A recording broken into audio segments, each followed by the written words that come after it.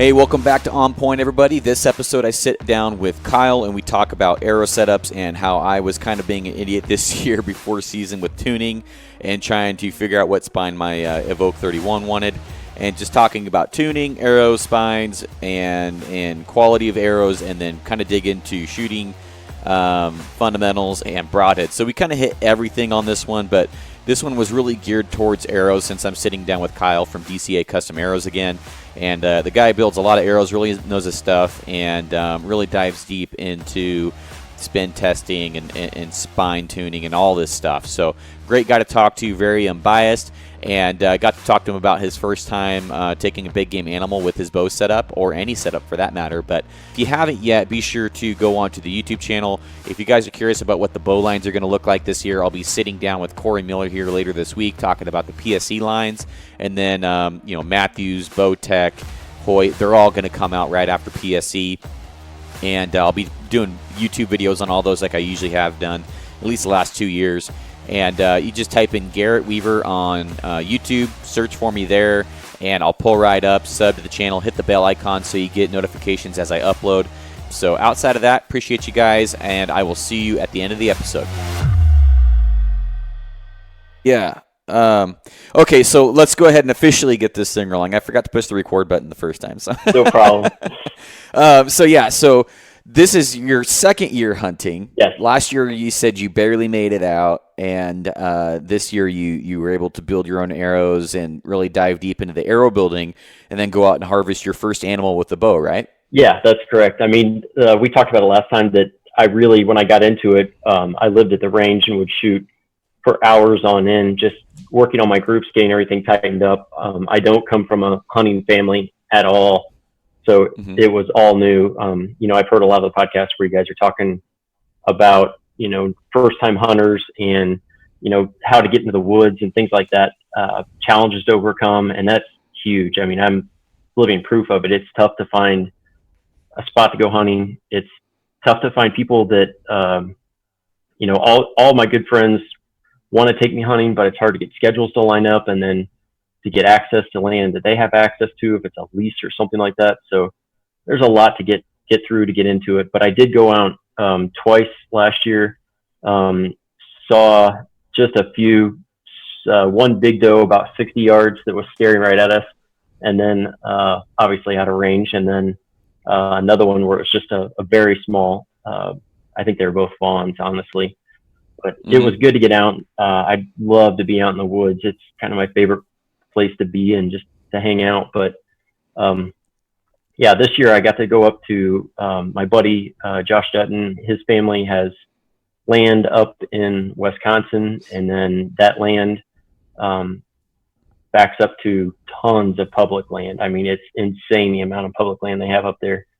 And their season opens up early. So September 15th, we were up there, and Josh went out with me up in the tree. He passed up his, opening weekend in Wisconsin to kind of help me out. Super nice guy, super nice family. Their whole family's awesome. His mom made us breakfast and everything. It was awesome. But we were out there, went out in the morning and saw nothing. The temperatures also dropped. So like here in Indiana right now, it was 90 today and today was our opening season, and all my buddies were out and they said they saw nothing, just too hot. So, we got out. The temperatures dropped up in Wisconsin, so it was nice up there. Saw nothing in the morning, and then went back to the same stand for the evening hunt. We scouted all day. My other buddy, TJ Eads, was out on his own. He hiked a mile in. And then we got the text that he dropped a doe, a really nice big doe. And that was on public land. So he hiked, we went in, found a spot, and he dropped a doe on public land in one day. It was pretty awesome. So he got his, and then about a half hour shooting light left. Myself and Josh were up in the tree, and we were talking about, let's go help TJ with his.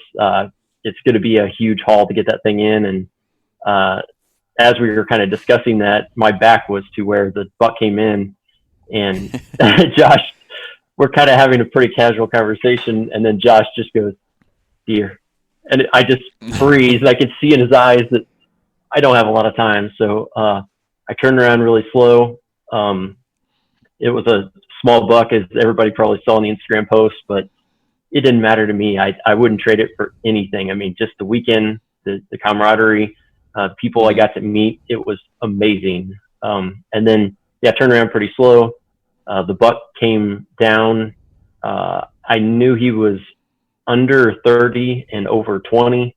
And I have an Apex 4-pin sight. So I have 20, 30, and 40-yard pins, and then one floater pin. So I put the 30 about his spine height, and the 20 then would be about midway down on him. Drew back and then shot through a fairly tight window in some trees. And when I shot, he slightly ducked, and it spined him because his back legs dropped. But when we were back and kind of, butchering him up, there was nothing wrong with the spine. We couldn't find where it even hit it. So we think that just a blade went through his spine and and got him there. But then, so he dropped and went silent for a little bit, and then started moving a little bit. And so I shot another one, and it went straight through him, and that was it. So it was a really, really quick kill, less than a minute. He filmed it, but the film was a little rough. It was his first time in a long time filming it, and I was just glad to have it on film. But right, yeah, he was down less than a minute, and zero tracking. It was right there.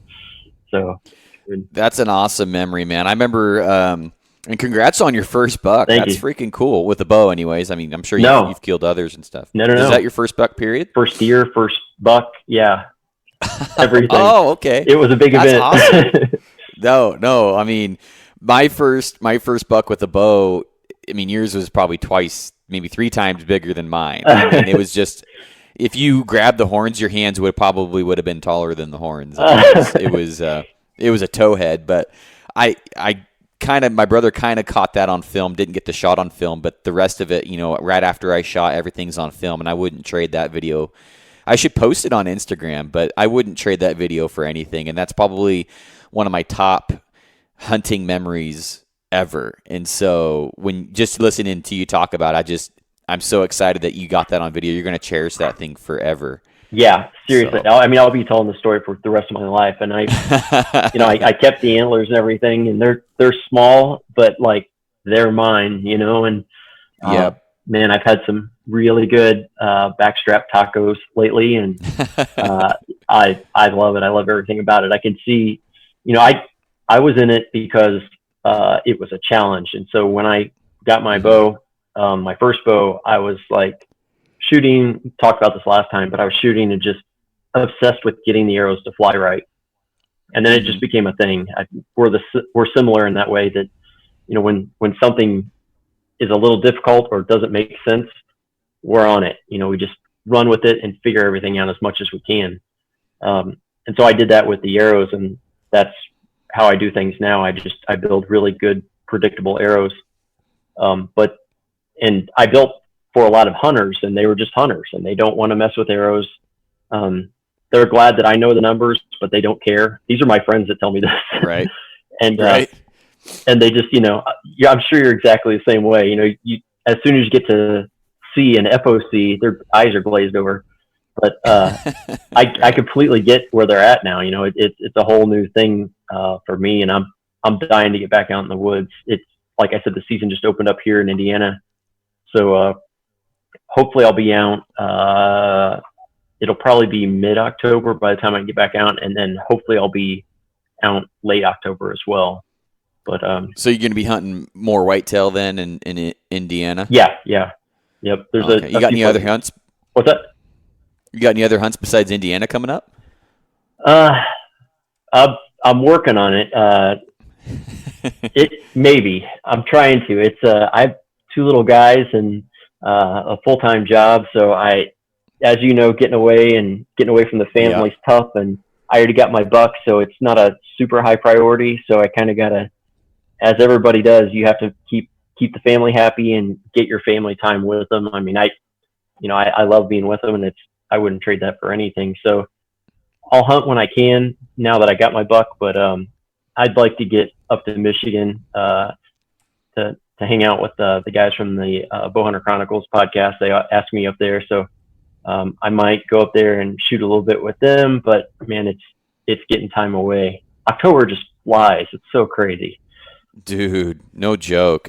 September flew by like it was the fastest it's ever gone. I mean, it goes faster every year because I know you always grow up hearing, the older you get, faster time goes by. Yes. It seems like it takes 3 years when you're 10 just to have one birthday. Yeah. But yeah, it sucks because it's true because it just flew by. Like it feels like last year I was hunting like elk last year, and then now it's like this year already came up. It's like I didn't feel like I waited a year for elk season to come back around. It just came so quickly. It's like Jesus. Yeah. So I mean, I killed mine on the 16th, and it felt like the 16th, to be honest with you, because I'd struggled so long. But now that it's over, it's like, man, that was like the blink of an eye. Yeah. I heard somebody describe it one time, like as you get into high school, it's like you're getting on an entrance ramp to a highway, and like telephone poles are kind of slowly passing you by. And the older you get, the faster and the further you are down that highway, and the poles just fly by. But I mean, when you work every day, and then you have certain things you have to do on certain days with family obligations and all that stuff, man, the weeks just scream by. So it's good to get out in the woods, though. I think to sit in a tree and be able to take time and enjoy what you have and kind of get some time to reflect on what you have. So I mean, as I see it, there's no drawback to hunting. A little bit of money, but other than that, there's a lot of positives to it. So I think it's good. Yeah. Well, the woods, I mean, it's I think I don't know how to describe it, but it's easy to just spending a few days out in the woods, especially out of service, and just having like that electronic detox, that social media detox, the cell phone detox. It really does an amazing thing for my mind anyways, and it really helps. I mean, honestly, I do love filming it and sharing it on Instagram and stuff like that, but there is that point where like when you're back in the wilderness and you're out of service, it's like you can breathe easy. It's like, oh, okay, I'm finally here. Yeah, for sure. So, well, the other thing too I get is it. Like when you're out there with your buddies, and like I have my hunting buddies and all that stuff, and my arrow buddies like you, and that we text all the time. But it's so good just to be out there and hanging out with your buddies and not texting, but actually having face-to-face conversations in a spot where you're not running. Like the two guys I was with, TJ Eads has his own company, Rack Hub, and he's doing all kinds of stuff. He's making ends meet. He's making this, and he's got to take care of that. Got to take care of that. And so when I do get a chance to talk to him, it's not quick. We take time, but it's so nice when you just have an hour, and especially the drive out there. I'm in Indiana, and it was about a 12-hour drive for me, but it was worth it, man. Just get that time alone and to hang out and retell old stories and make new ones. Yeah, for sure. So what was your arrow setup? So I just switched things up because originally, like when everything got started, I started shooting gold tip velocities. And the reason I did that is because it's a super light arrow. It's a relatively inexpensive arrow, but it's a good quality arrow. But man, it's a great platform just to play with because you have, the insert in the front of it is only about, 12.6 grains.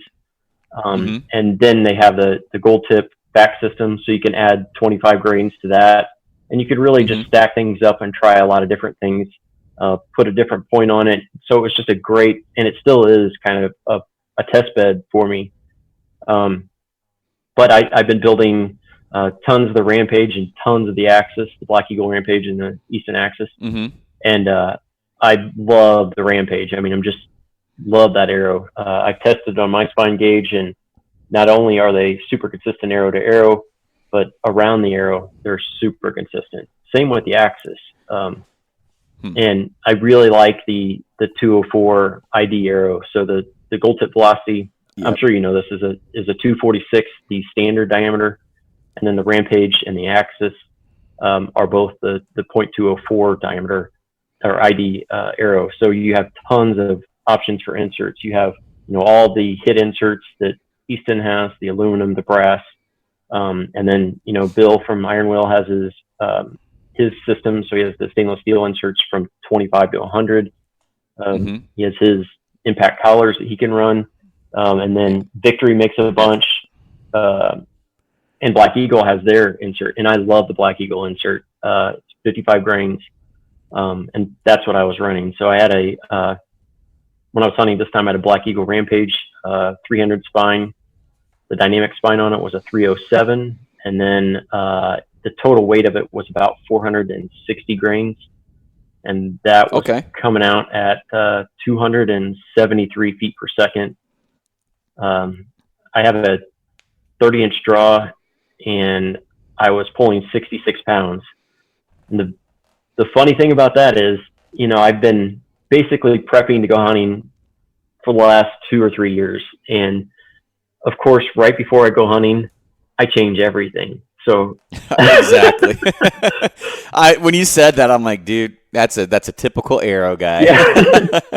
It's like everything's perfect. I'll just change it all up. I mean, I added, so I've been pulling 63 pounds for a long time, and I was so comfortable pulling that, and I really didn't want to pull more than I was uncomfortable pulling. And I was like, no, I don't want to go up because, everything's fine. I can shoot 100 yards, which is what I like to do my testing with. And then when I jumped to the Black Eagles, I started shooting about 263. And I didn't find that out until I went to shoot at a place called Bass and Bucks here in Indiana. They have a trail shoot. So I went up and shot that one. And you have to shoot through a chrono, and it was 263. And I was like, man, that's slow. And I kind of had the, I need to shoot at least 273. I got to do this. So I went out, I put on some extra weight in the front of the arrow to kind of simulate the extra weight that I'd be adding to it. To break down the spine of an arrow, to make an arrow spine weaker, you can either increase your draw length, or you can add point weight to it, or you can make the arrow longer.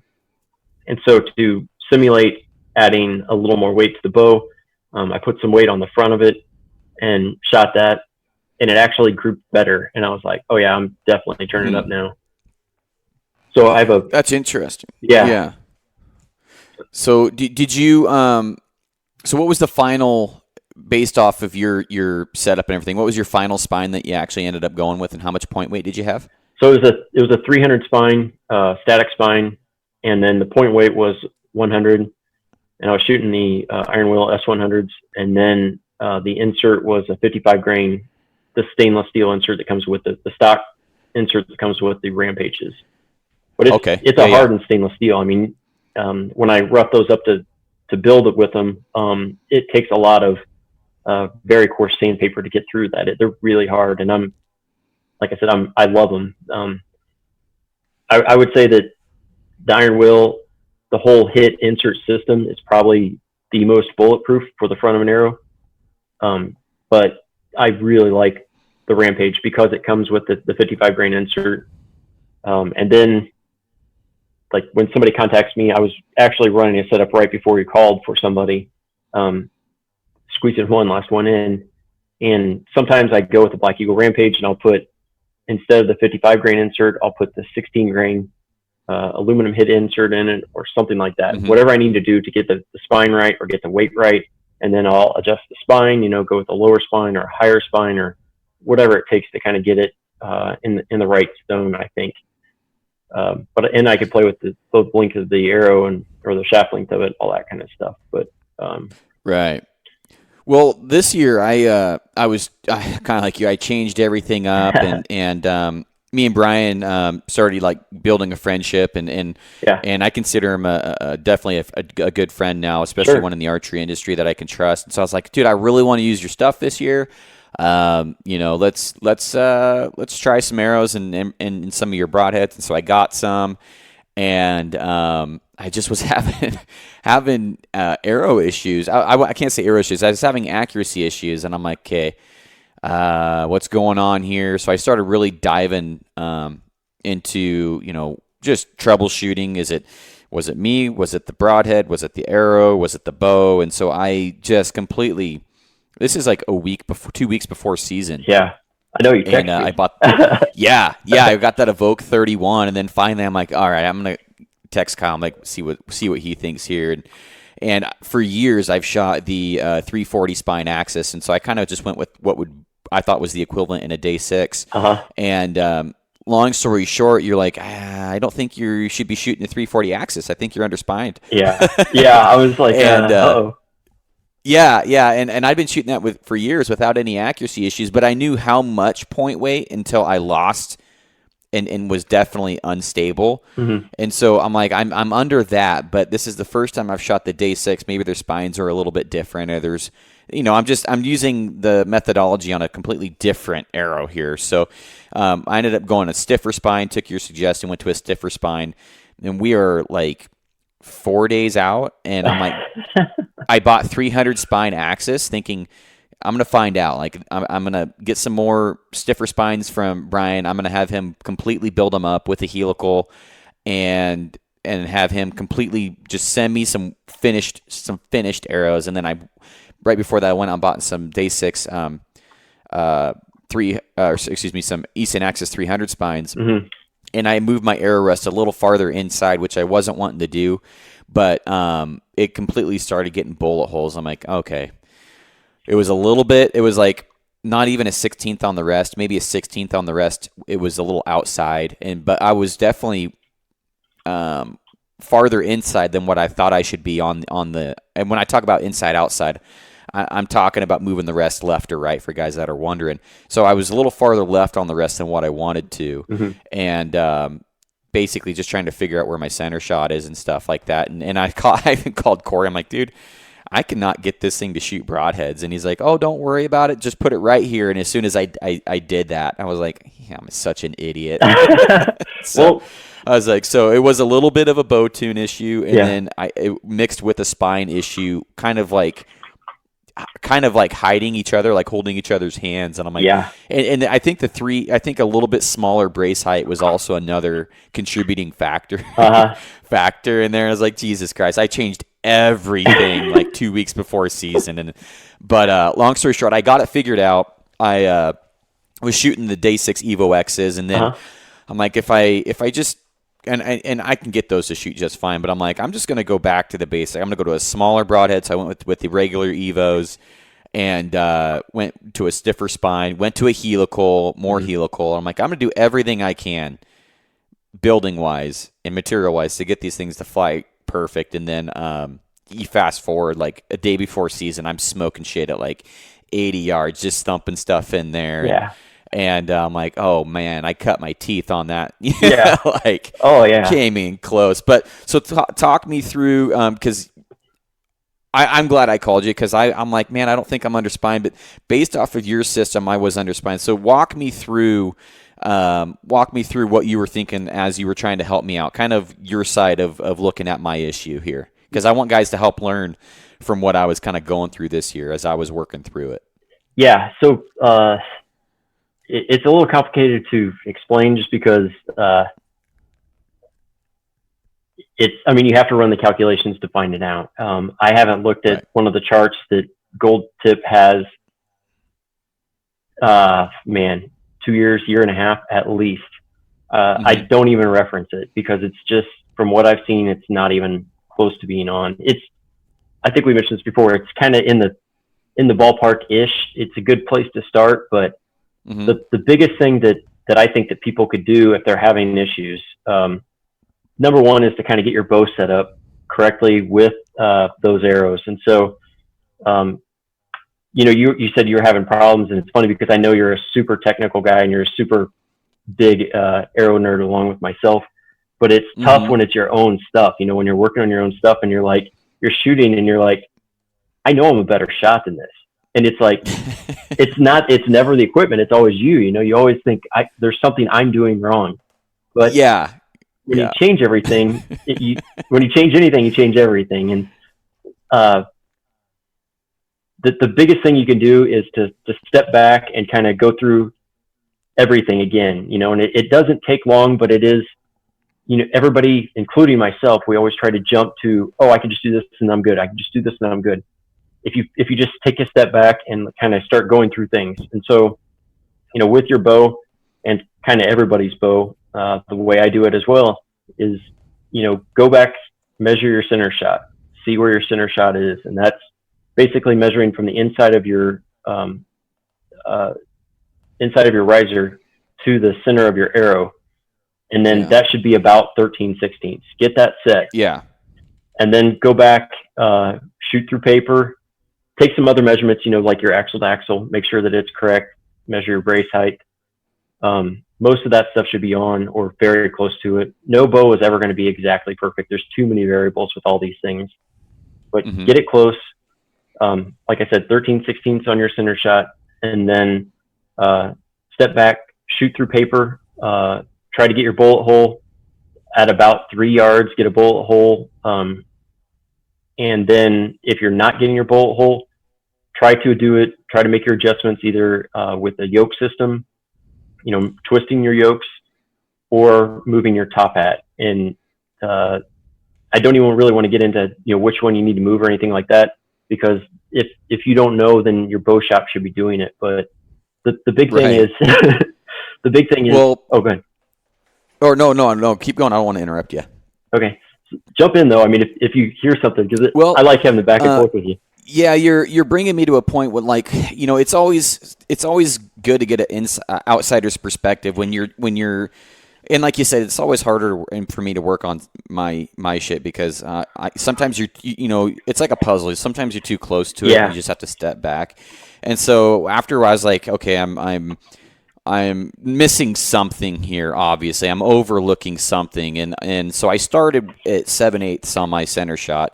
And then I worked towards 13/16, and then I went out to an inch, and I'm like, okay, what the hell's going on here? And then I ended up being inside of 13/16, just a hair. And I'm like, so and then that's at that point, I'm like, okay, I'm getting better tears here, but I'm like, should I really be that far inside? So I texted Corey, and he's like, why are you worried about it if you're getting perfect arrow fly? It's like, you worry about a 16th, maybe not even a 16th of an inch. And he's like, I sent a picture of my cams, and the way that it was shimmed, it was shimmed perfectly for the way that he tuned his bow. And I'm like, why am I worried about that? Like, why? I'm like, why don't I just let the bow tell me what it wants and then just do that, So I was trying to force the bow into tuning into a way that it didn't want to be tuned, just because I didn't like that my arrow was a little inside of what should have been, to me, center shot. But it tuned right up when I just started following, what the paper tune was telling me. Yeah. And I always break it down into a few different categories. Is it me? Is it, is it the shooter? Is it the arrow? Or is it the bow? And, form could do it. Proper arrow setup or improper arrow setup could do it. And then the bow improper setup could do it. And if you can fix one of those three things at a time, you don't have to eat them all in the same bite, but you just make sure your form's good first of all. Because if you're trying to do all this shit and your form's not right, you might as well just have somebody else do it for you, and then you're going to have to probably redo it a little bit when you're ready to shoot. But just making sure that you're doing your part as the shooter is number one. And then I start with the bow, and then I start with the arrows. Kind of in that order. So typically, my form doesn't really change. I feel pretty good about my shooting process and the way that I can shoot a bow. So typically, it's number one, it's the bow, and then number two, I start with the arrow. What's your process there, and is there anything that you want to expand on there? Yeah. So, like I said, I mean, I would go with the bow first, but you're right. I start out with the bow first, but I would go back to your form, and when I'm shooting and something's not going right, I step back as an arrow builder or, being able to tune my own bow. I step back and I'm like, all right, I'm going to shoot this one perfect, and I'm going to prove to myself that it's not me. And so I do everything perfect, and it's almost the fake it till you make it, where I'm like, all right, I draw back. I have equal pressure on my front grip. across the back. I'm not, I've never been. It's not comfortable for me to put a death grip on the riser, so I've never had a problem with that. But draw back, I get everything perfect. I get my peep and sight centered perfectly. I put it right on the target, and it's like a forced, it's not me. I'm going to prove that it's not me, and I'm going to shoot all of these exactly the same. And sometimes that cleans it up, and everybody gets a little. I almost don't even want to say target panic, but everybody gets a little jumpy, let's say, or they get stuck low or they get stuck high. Usually stuck low for me, but when I'm going through this process of trying to figure out what's going on, I drop back and I'm now proving myself that the bow is fine or that I'm shooting it correctly, and I do these getting everything centered and all that. And then when I'm looking at it, if I am having a little bit of a jumpiness or target panic, as they say, I think of the fiber as the back of my nock. And so when I'm looking down there at the sight and I'm looking at my little pin, I pretend that that's the back of the nock, and I'm looking at where I had just shot that arrow.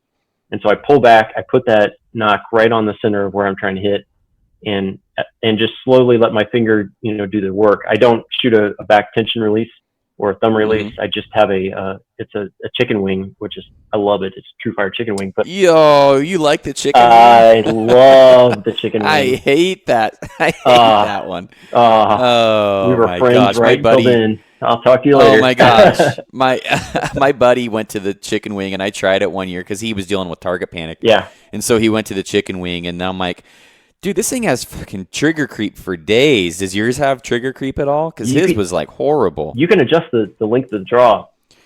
Dude, his was, and I actually do that. Horrible. That's part of the reason I like it. So the reason I like it is as soon as that thing breaks, it's gone. Like the regular jaws, like the lower cost ones, as you pull that trigger, the jaws slowly open.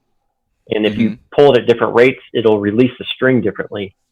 But the break of the chicken wing is like a sear, like on a gun. So as soon as you start pulling it, when it hits that spot, it releases all at once. And you can adjust the travel of it, but you can't adjust the tension of it. So I will intentionally mess with mine, and so I'll set it a little hotter or a little bit longer on the draw, just to keep myself. I don't like to have a surprise release because then that makes me even more jumpy. But if I know that, when I get that pin set on there and I'm looking at target, I'm pretending the pin is the back of my nock. And as soon as I start touching that trigger and I'm just thinking my finger now is touching it and it's going to release in the next 2 or 3 seconds, that's all I worry about. And then just slowly pull it back and let it drop. The other thing I like is and I know this isn't the only one, but the hook on it.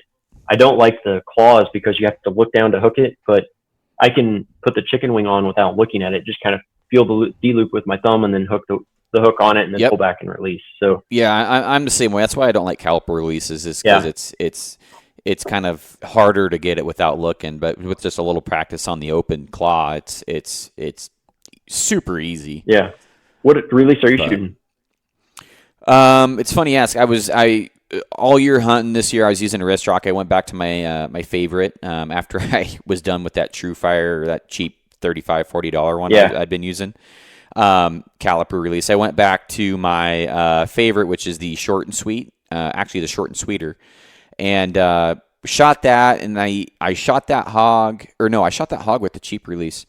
I shot that bull using the short and sweeter. And, I had decent shot execution, but, driving home and, even after the bull's in the back of the truck, driving home, I was like, I just knew it wasn't a great shot execution. I went back home and I was watching the video over and over and over again, not of me shooting the bull, just of me shooting. Of the shot execution. I'm like, man, I'm like that. And then I went back and I watched the one where I shot my pig, and I'm like, not great, like definitely room for improvement here. And so, and what I'm looking at is my elbow just, it's almost a action instead of a kind of a, like, you should be surprised by the shot. In my shooting process, I don't know when it's going to go off. I know about when, kind of like what you were talking about. And you get that break you get that separation of your arms and your muscles, and your back contracts. And I was getting that a little bit, but I wasn't getting that where I was completely getting that separation, because I was anticipating the shot, which told me that I was dealing with a little bit of tip target panic there. Uh-huh. And I'm like, I want to cut this off before it becomes an issue. Even though I was executing good shots, the shot execution just wasn't where I wanted it to be. So I just moved back to my hinge 2 days ago, and I'm already yeah. You're locked into it now. Like, yeah, I'll be shooting it for hunting blacktail this year's, and even though I did put that arrow really close to where I wanted on that bull. I mean, it was about 3 inches 7 o'clock of where I was aiming, which isn't a lot, but on an animal that's quite a bit. Yeah.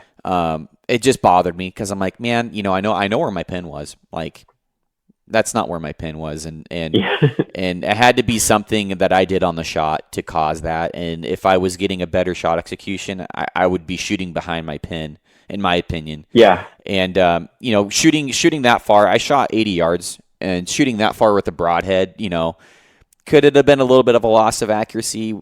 Yeah, probably. Very, very, very possible. That's a long ways to shoot with a broadhead. Yeah. But I felt like where I was shooting earlier, I'm like, I know where my pin was, and I have a confidence in my tune that arrow should have been right there. Those arrows were just pounding earlier with broadheads. Yeah. And so I'm back to the hinge, man. It's just way more fun shooting a bow when your shot execution is just almost automatic with that thing, and I can just turn my brain off and just enjoy shooting a bow. Yeah. They talk about a surprise release, but I think, as you described it, I think it's more of just a natural release.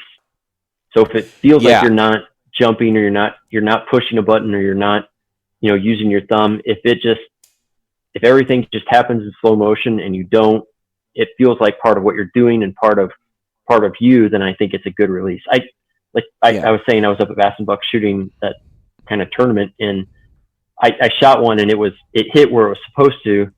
I turned around, and the guys I was shooting with, I was like, oh, that sucked. That was terrible. They're like, but it hit where you want, and it's like, yeah, but oh man, that felt. I am that. Yeah, I am that same way. I was almost to the point where I was like, don't give me any 11 on that one. I didn't say that, but it was in my mind. Yeah, yeah. I get made fun of because I'll make, every once in a while I'll make a good shot at a 3D thing, and it's in there, man. It's a 12, or it's a whatever the highest score is for that shoot. And I'm just bitching about it. And they're like, why? Dude, dude, shut the hell up. I'm like, no, you don't understand. It didn't break, and I didn't do my job as a shooter. Just because the pin was there when the bow went off doesn't mean I did my job, right? So I totally get it. And I go to as far as trying to prove that it's me. Because with the short and sweet, I was shooting with my BTX, and I'm going to throw the BTX under the bus here again, but before the BTX, and during shooting my BTX, before it blew up on me a bunch, my shot executions between my hinge and my caliper were identical. There was no change in impact depending on those releases. When I started shooting my Evoke, there was about a 3 to 4 inch change. My hinge would shoot 3 or 4 o'clock, about 3 to 4 inches that way of my caliper release. And I'm like, okay, what's going on here? And so I went to the range today. I shot a round, didn't shoot very good. When I say a round, I shot the vertical 3 spot, and my stamina's completely gone. After the 5th round, I was like a fat kid holding a donut, dude. I was shaking so bad. It was just horrible. Yeah. But I still managed to shoot like a 287 with like a 6X, which guys are thinking that's shit. I know, it's fine. It's the first 3 spot of the year, people. Yeah. Give me a break. But I punched it on purpose on one shot. I'm like, I just want to see here before I started shooting. I'm like, I'm going to punch it on this one. I'm going to have it right on. I'm going to punch it. And wouldn't you know, I hit 3 to 4 inches, 9 to 10 o'clock. And I'm like, that makes sense. That means I was punching the trigger when I had that caliper release, because it's reacting the same exact way as when I had that caliper release. And so I wasn't pulling through my shots. And that, to me, proved it right there when I wasn't actually executing a shot proper. I would hit identical to where my caliper was. Yeah. So that's a good tip, though. Like, when I go shoot, like I said, I shoot for 3 or 4 hours testing different things. I'm testing vanes now. I'm testing different shafts, different broadheads, stuff like that. And when I'm shooting, as I keep shooting and the hours kind of start rolling on, I'm looking for how I'm going to break down. And I think that that's a good thing for people to look at, because when I was in the stand shooting my first buck, the guys were joking with me about just, I think, intentionally trying to put thoughts in my head about, I've seen guys, they get buck fever so bad they can't even pull their bow back, and I'm like, I just added 3 pounds to my bow and I could pull it back fine. It's I have a Bowtech Realm SS, and when I cranked it up, because it was 63, and when I cranked it to 66, I actually thought that I didn't know if I'd gone the right way. I mean, I couldn't tell a difference. And so I was like, they're telling me this, and all in my back of my head, all I'm thinking is, oh God, I hope I get the bow back, because I would never hear the end of it. But it's so as you're shooting long hours, be conscious that you're gonna break down. Your form is gonna break down, and try to realize when that happens and what's different from when you first start shooting, when you're at the end, and when you're shooting like crap. And what I do is, instead of having good posture and having my hands kind of up by my shoulders, I start slouching over, and my hands are further away from my body. And it's harder to pull the bow back like that. It's harder to hold the bow like that. But as I realize what I'm doing, it's like, oh, I'm shooting bad now. What is different right now than earlier? And look for these things, because when you're out and it's hot out, like now it's 90, where you're in a competition or something like that shooting, it's good to be able to figure out, I'm shooting like crap. Oh, I'm probably slouching now, or I'm not. I don't have my hands up. I don't have my head back. I start dropping my head into my peat, things like that. It's good to figure that out. But going back, go ahead.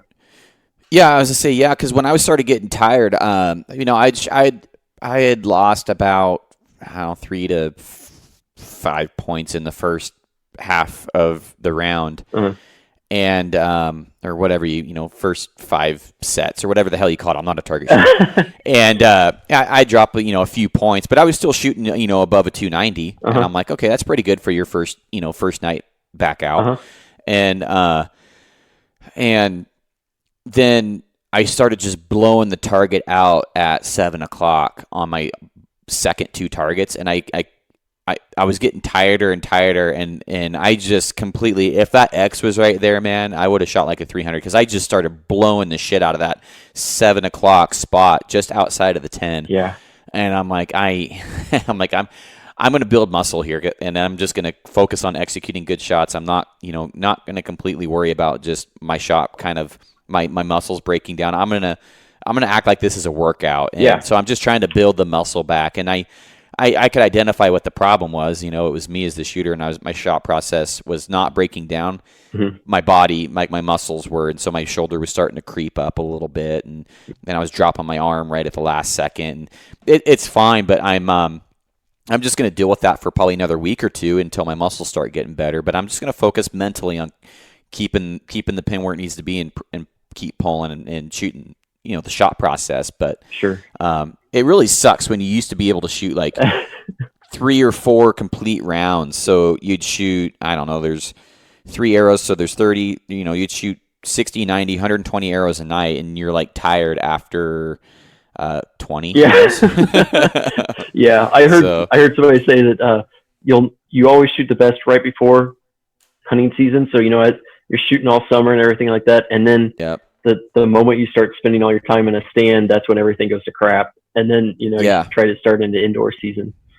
But I try and keep the edge sharp throughout season. So if anybody ever sees me in the woods, you know what you see in the back of my truck. It's a Reinhardt. Yeah. And so you shoot I drive. It's always there. And when I am not seeing anything, or if I have a second, I am shooting an arrow at the Reinhardt 30, 40, 50 yards, whatever it may be. Even if it's right before I go walk out a road or go on a hunt, I'm always trying to get that last rep in or that last thing, but it's still nowhere near shooting 100 to 200 arrows a night. Mm-hmm. It's just, it's shooting 20, 30 arrows a week versus 1,000 arrows a week or whatever it may be. For So sure. there's a difference there, but yeah. So it's just, I don't know how we got on shot processes, but we're talking about your original question was, you were shooting the wrong spine, but you couldn't figure out what was going wrong with it. But yeah, I have no idea how I remembered that, but I'll take it. Yeah. The other thing, so like I said, go through your shot process, try to prove, this third person, whoever it is, try to prove them wrong. It is not me. I'm doing, everything is where it should be, and I'm shooting correct. Make sure that you're doing everything correct. And then the next thing that I do is look at your bow, because things change on it. I found out that on my way up to Wisconsin, my sight got bumped. I wasn't traveling with a hard-sided case. I had my soft-sided case with me, but we had we had the TJ's truck was packed, so we had all kinds of stuff with us. 80% of it we probably didn't even touch, but we got to bring all your gear.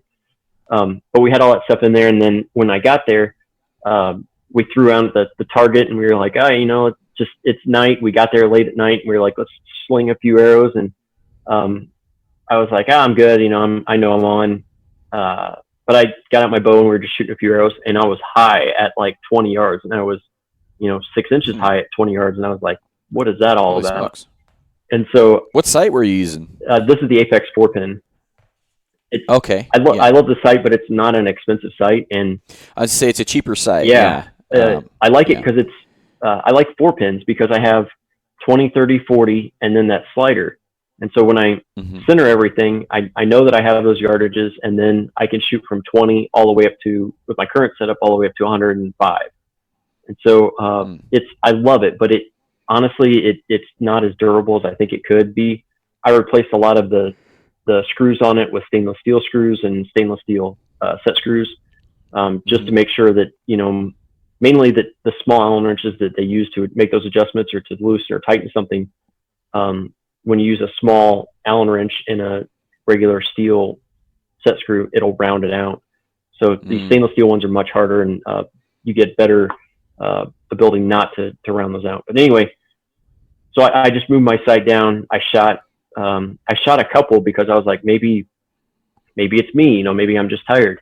So I shot, and I had arrows touching, and I was like, but they're high, and I was like, that's strange. And so made the adjustment. I'm sorry, they were low, 6 inches low. Made the adjustment, just rolled my sight down, shot, and they were dead on. And it was super late. We were hunting early next morning, but I was shooting consistently, and so I was like, this will work. I just don't know why everything's weird now. And then when I got back, I went out and shot at the range, and it was the same thing. It was about 6 inches low, and I ended up moving my sight down almost. It was probably a quarter of an inch. I don't think it was quite much more than that, but ended up moving down that much, and that's a huge adjustment. But I noticed that, when I'm shooting at 100 yards, I know about how much clearance I have from the top of my veins to my sight, and it was on. So somehow it got moved. Like I said, I don't really know, other than just it got bumped during the when we were moving up there. So I don't know. But I've had change of impacts just from sighting in over here, and I'm about an hour and a half from the coast, and then we'll go shoot over at the coast in the morning, early in the morning, and it's just super dense fog, super like almost misty, and everybody at the shoot, pretty much everybody was shooting low that day. Yeah, and just the air difference and how thick the air was just actually changed the point of impact for everybody. Yeah, it had dragged your arrows for sure. I mean, trying to cut through that density. And I mean, you can look at rifle rounds, you can, wherever you zero your rifle at, you need to know that altitude, so that if you go higher or lower, that you can make adjustments that you need to. And I think it's the same thing with arrows too. But the other thing, so once you're, focused on, it's not me, you go out and shoot multiple days. I've had people that they would call me, because I ship a bear shaft with, as one of the arrows. If I'll ask somebody, do you want one of these to be a bear shaft, so you can do bear shaft tuning? I think that's super important, especially, for shooting with broadheads. And so, go out and shoot that, shoot your arrows, but do it on different days. Go out and shoot, because you'll get tired. And I had a guy that was shooting. He was like, "Man, my bear shaft is shooting way right of the other ones, and it's hot out. I don't want to mess with it anymore, but I just was letting you know or something." And then the next day he went out and shot, and he was like, "I was just tired. This thing's hitting dead on where it's supposed to. I don't know what was going on, but I'm, it's fine now." And it's just because you're tired. It's the same thing with setting your sight. Like I try to go out and shoot. I go out and shoot. I get a sight tape, and then I'll go back out and shoot, modify that sight 5 to 7 trips for me to be comfortable with my sight tape. Just because the air density, like you said, if it's getting ready to rain, if the wind is blowing a little bit, if I'm tired, if, something, just to get that consistency, because you don't want to really set everything off of one trip. So know that it's a process. But so you have your, it's not you. You've gone through, I would set your center shot, set everything on your bow to where it should be, shoot through paper, get a bullet hole, make the changes, like I said before, to your yokes or to your top hat. And if you don't know how to do that, take it to your bow shop. When you shoot it through paper, and there's a little bit of a tear to it, they may want to try to adjust your rest. I wouldn't do that yet. I would try to adjust it with your yokes first. It's a little more work, but for tuning later, I think it's super important. So, right. I like to get the big adjustments out with the bow and then get the micro adjustments out with the rest. Absolutely. It's the gross adjustments are your yokes. And then, like you were saying, yours is like 7/8 and it wasn't 13/16. It was, I started at 7/8 and then went to 13/16 and then was just shooting all sorts of different arrows, went to 1 inch. And then, because somebody's like, try 1 inch. I'm like, all right, I'll try it. And then I'm like, that's not it. And then I went inside of 13/16 after I talked to Corey. And he's like, my bow likes it just inside 13/16. I'm like, I'm going to do what your bow's doing. Yeah. And then immediately just bullet holes. Fine. And so, yeah. I just was trying to force it out. It's just a matter of, this is what's worked for me in the past. This is what should work. But the brace sight was shorter than like the last 4 bows I've owned. And I think it was just, and I haven't shot a PSE in 6 years, 7 years. And so, I mean, it just been a while and I just wasn't listening to the bow. I mean, I was just being an idiot. So, well, like straight up, like we said, it's when it's our own equipment or something going on with it, we space it. I mean, there's no other way to put it. I had the same thing with my sight. I had to step back and be like, something's up. And when I was shooting that and it was low, I was like, I'm going to shoot a few more arrows. And I tore up I just knocked a vein off and I busted a knock, but I run pin knock, so it was fine. Off of an arrow, just to prove to myself that, like, I'm going to keep shooting this and make sure that that's consistent. Because if I shot and it was low one time and it was high another time and it was right another time, something is bad going on. But if it's just, I'm hitting the same point, it's just low, then that's not as big of a deal. Something is just weird. So I check my timing, that's a big thing. Check your timing because that'll throw your arrow up or down. It'll also mess up your paper tune. But the other thing that you could do, so back to your case, like where you were shooting the wrong spine, a way that you could figure out if you're doing that is to change the point weights. So, normally everybody shoots 100 grain field point, 100 grain broadhead. In general, there's a lot of people that shoot 125s, but in general, and have a field point that's heavier than that and have a field point that's lower than that. And then if you can go out, like in your case, if you were shooting something and you were way underspined, if you shot that with 100 grain point and you're hitting your target and it's like a shotgun and you're like, what is going on with this thing? Put a 75 in there. And if you would have shot that, your groups would have tightened up. And if you saw that happening, then you would be like, your instant, your mind should jump to, I need a stiffer spine, because it's the less point weight you have on your arrow, the stiffer it makes your spine. So in my case, when I added weight to the front of mine, it weakened my spine, but I shot better groups. So it was okay for me to add weight to my bow and, bring my speed up a little bit. So I think there's little things you could do like that. Oh, absolutely. Or you could add, a wrap and a lighted knock. Yeah. I don't know what that was.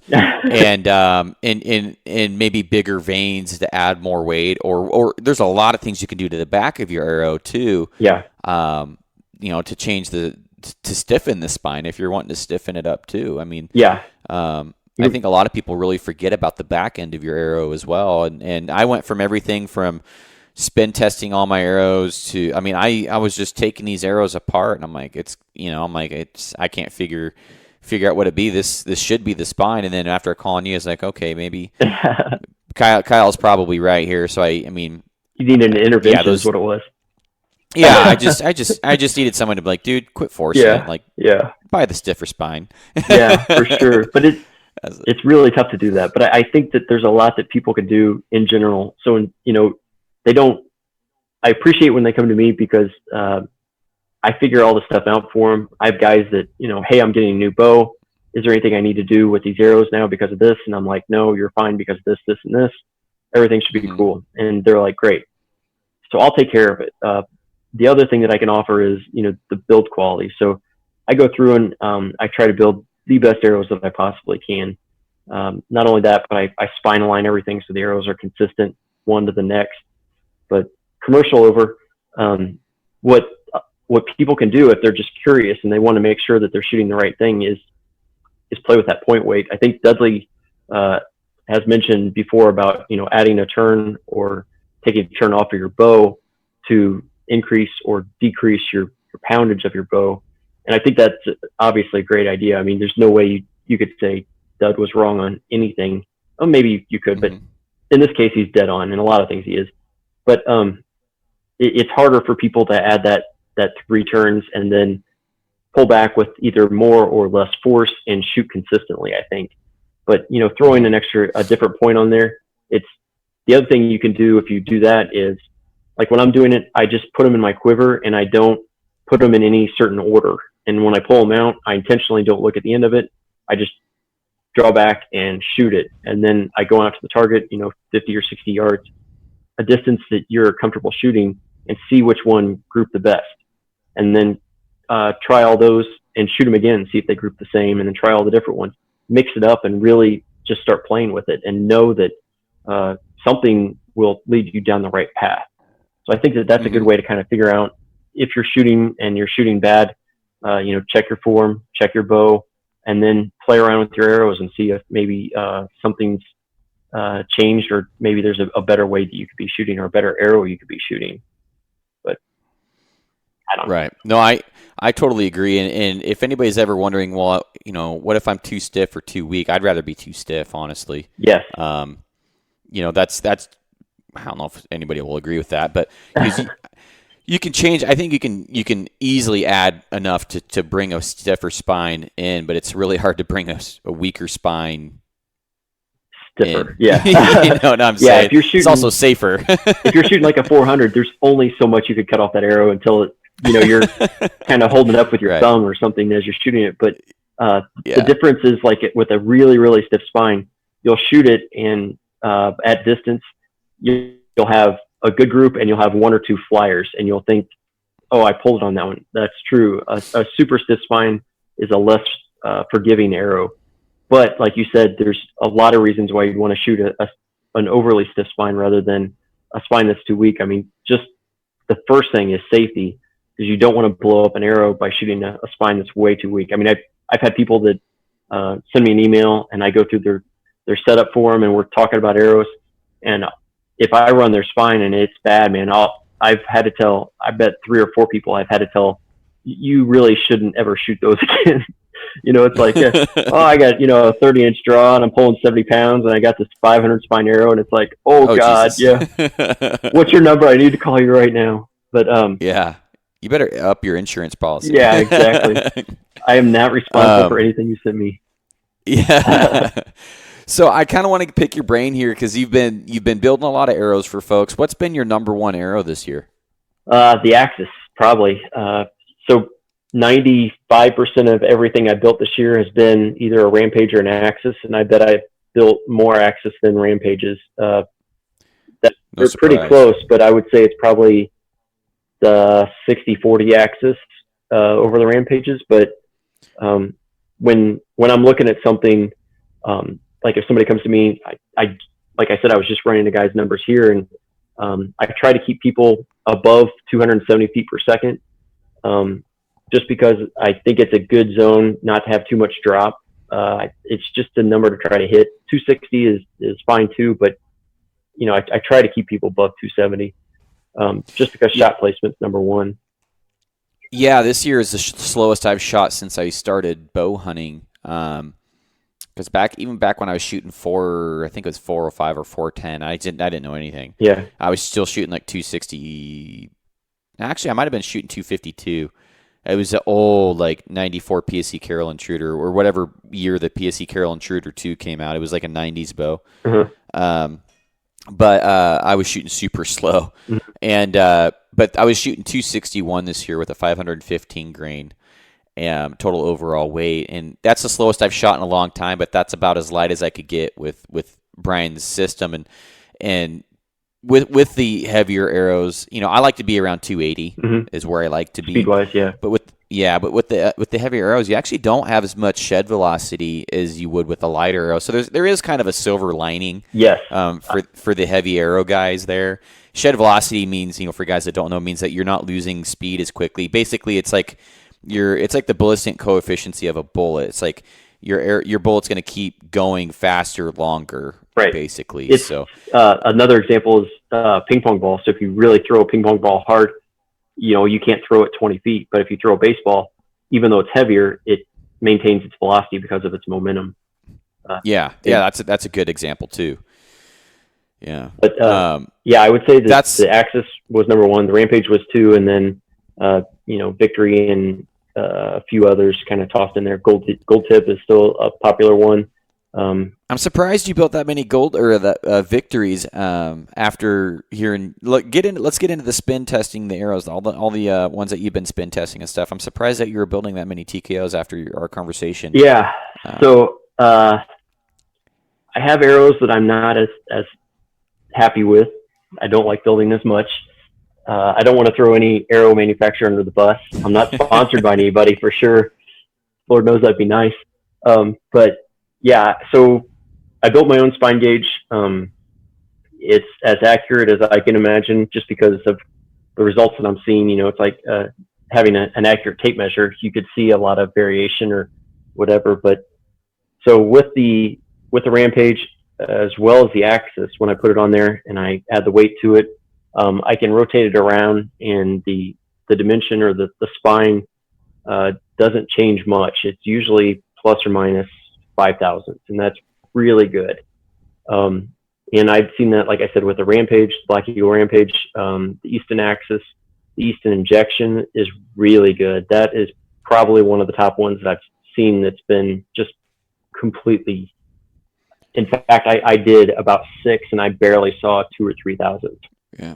I really like the Easton Injections, and those are the arrows I shot when I tried breaking the record. Was the Easton Injections, and they're just fantastic. I really like those arrows.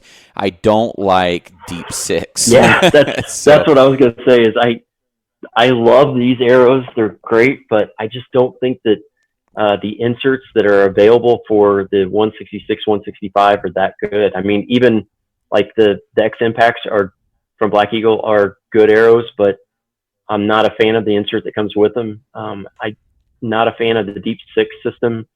I think that Easton did a good job with that hit insert, and then the Deep Six is available from a lot of things. But like you said, it's like once you do that, it's VHS or beta almost. You're kind of set. You have to keep using it. They do make a component, I believe, but it's super expensive for the components to do standard heads to Deep Six. Yeah, from a Deep Six, but yeah. But then that's like, why? Yeah, it's like that's just more money. And then the 166, like I said, I'm not a huge fan of the inserts. The 204, which is the Axis of the Rampage, or the FMJs. There's a lot of them out there.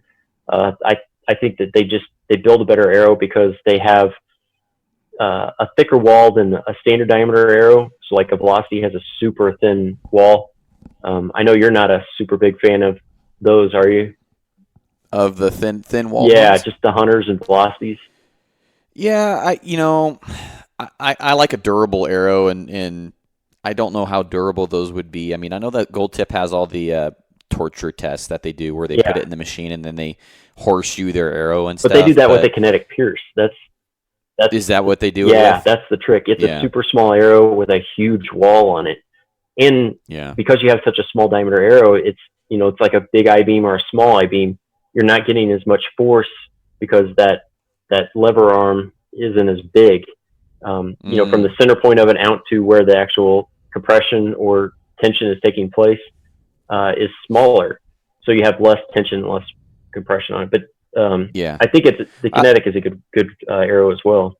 Yeah, the kinetic platinum pierce. Mm-hmm. I like that. I like that arrow. Yep. I've seen guys have good success with that, and I like the component system and everything they come with. But I mean, I just don't like thin arrows. I just don't. Yeah. Those deep six are the thickest ones I've ever shot, and I just feel like I just feel like they have shoulders going down. They're just a big muscular arrow. I mean, that's just in a micro diameter, which I like too. So I just really, the axis was right there. I liked everything about the axis. It's probably one of my favorite arrows I've ever shot. Yep. It's 5mm 340 is Old Faithful for me, but it's a great arrow. I like those thinner diameter arrows. I don't want something brittle. And they are more brittle. In my opinion. Sure. I mean, they are, because it's the same thing where if you have a bigger diameter in there and you're still, you need to hang a weight on it and get a 300 deflection, and it's a bigger I-beam. That analogy makes any sense. Then you're going to need a thinner wall up there.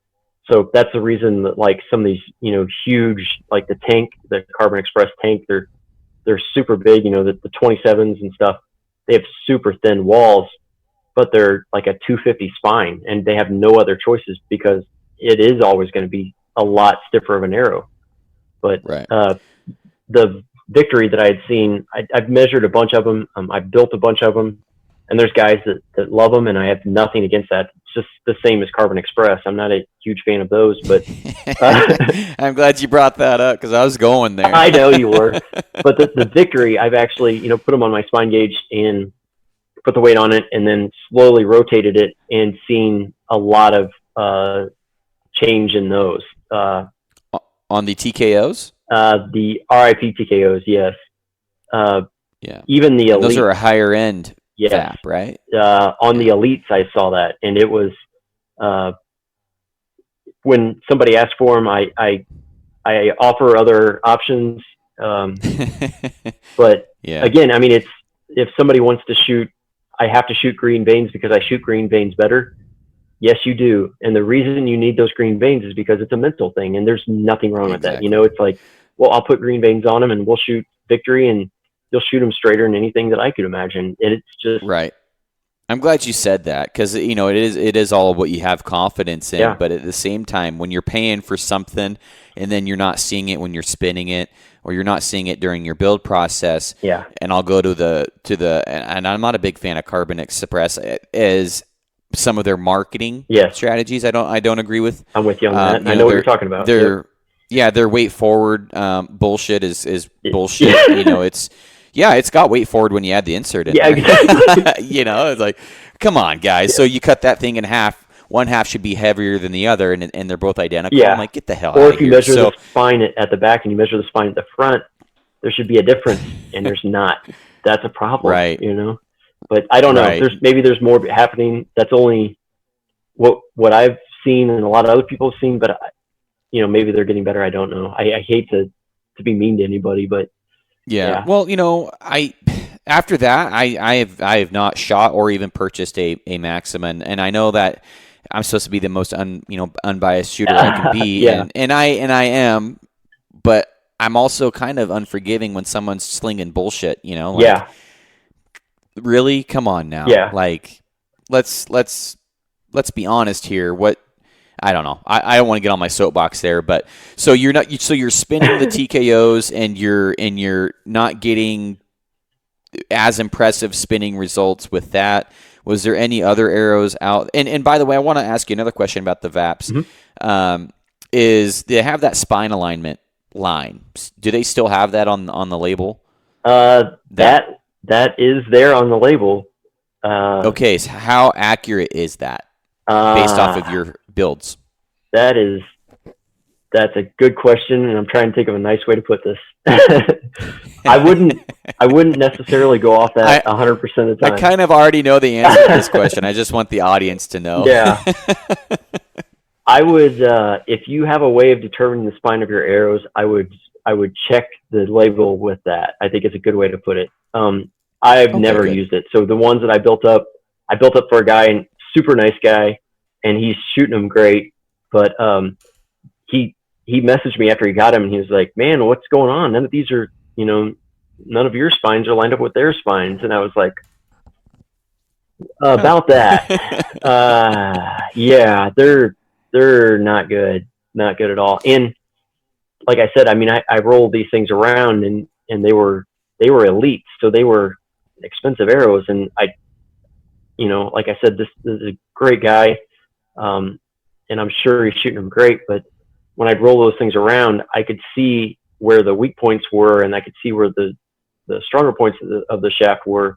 And then I would look at the label, and I never found a correlation to where the label was versus where those spots in the shaft were. And so I never could, because I know for myself personally, I know about 4 different ways that I can find a spine. And so I've gone through and tested different ways to do it and see which way actually gives me the most consistent results.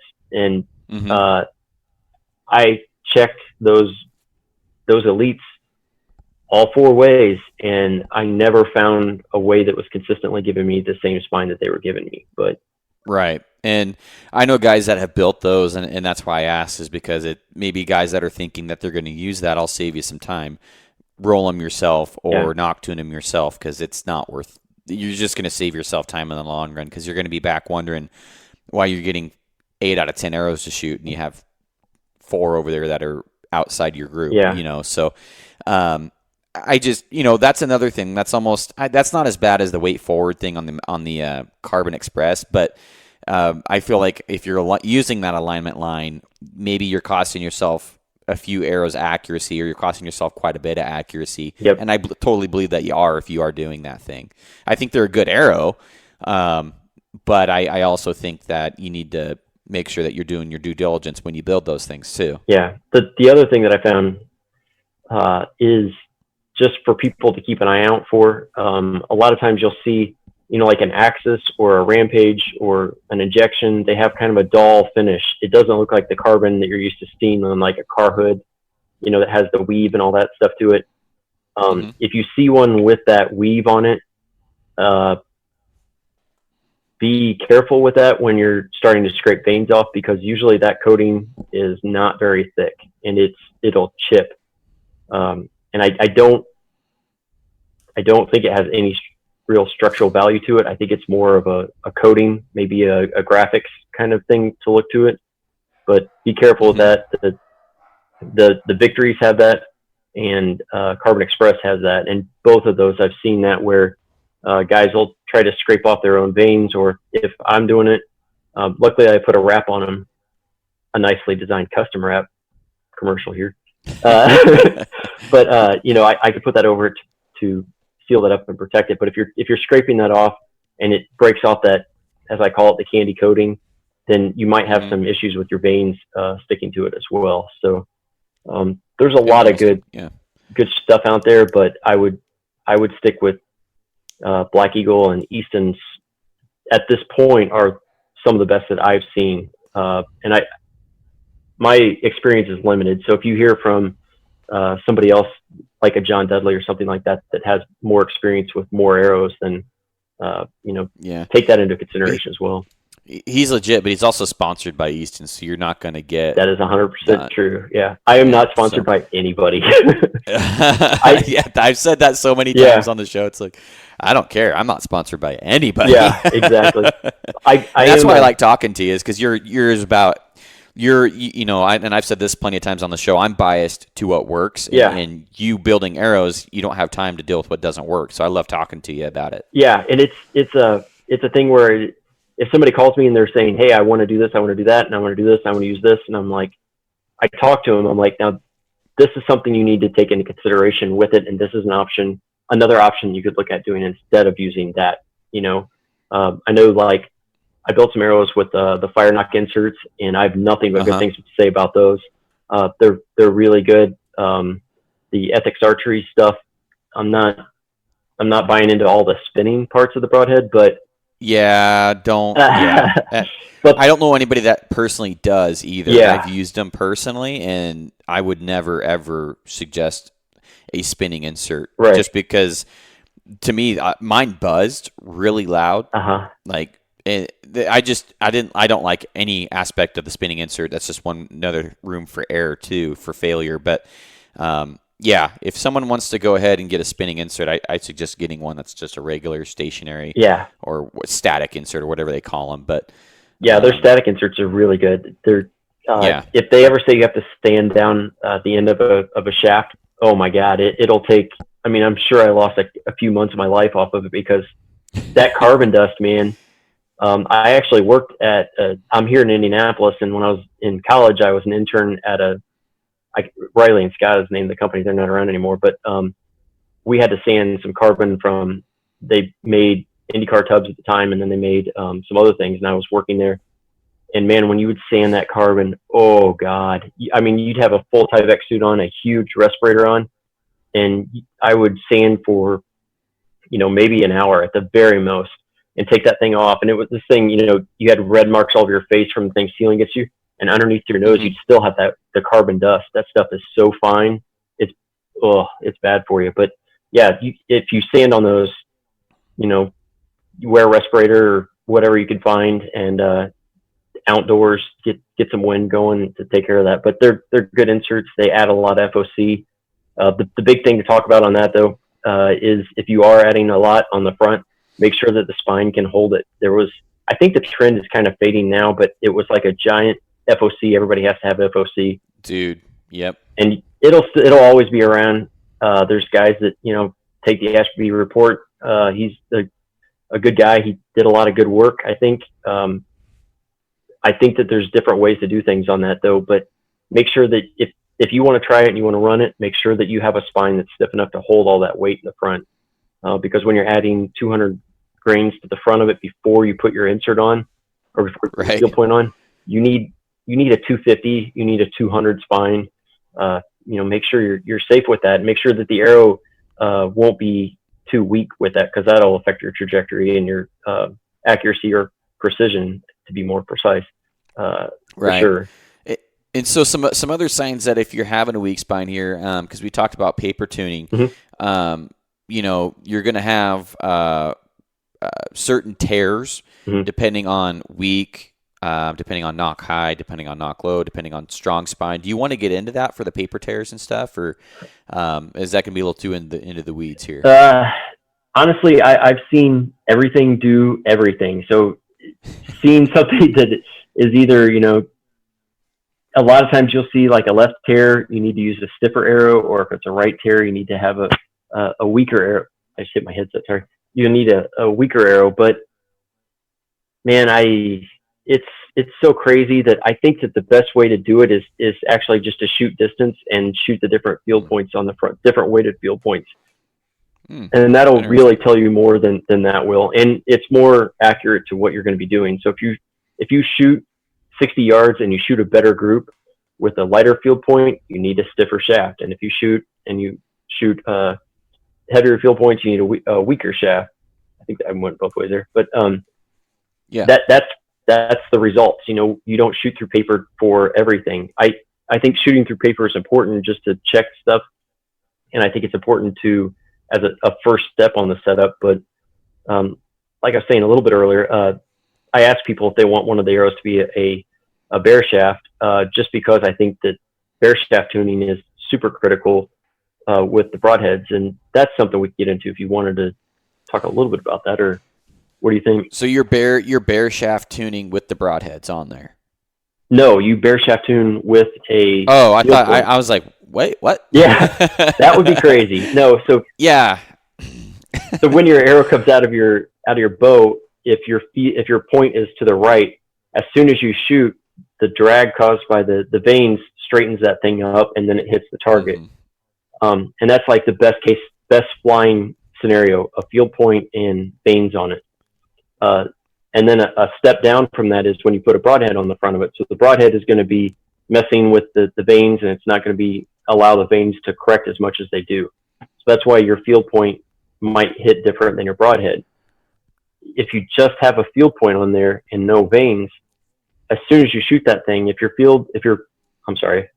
point is aimed to the right, as soon as it shoots out of your bow, nothing is going to correct that except a little bit of wind resistance. So if you're shooting at 20 yards, your shaft will hit that target exactly how it left your bow for the most part. And then when you shoot your bear shaft or you shoot your fletched arrow, it will hit the center of the target. And then normally, like if you're in my example, if your point was to the right, it'll hit the nocks will not. And so in that case, you could move your rest. If your point was to the right, you could move your rest a little bit to the right as well. And then that would make both of them, you want to get both of those hitting the same point. And then your broadheads with the vanes on it will hit the same point as your field point. Yeah. That was a lot.